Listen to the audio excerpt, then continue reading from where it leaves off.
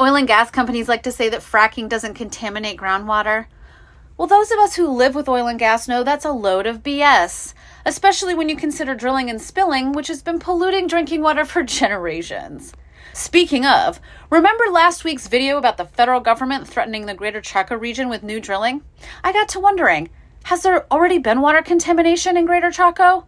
So I searched the state's database for oil and gas spills that have indeed contaminated fresh surface or groundwater in Greater Chaco, and I got back 415 results.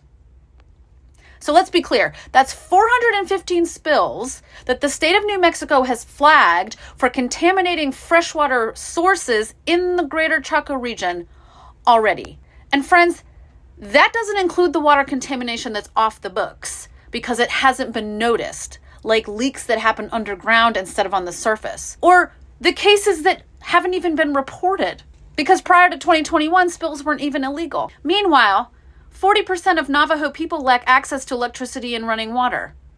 It is inconceivable that any more freshwater resources would be sacrificed to oil and gas. Whether or not contamination occurs is not the question. The question is when and where. Stay tuned next week when we reveal who is contaminating water the most in the Greater Chaco region and what you can do about it. See you next week.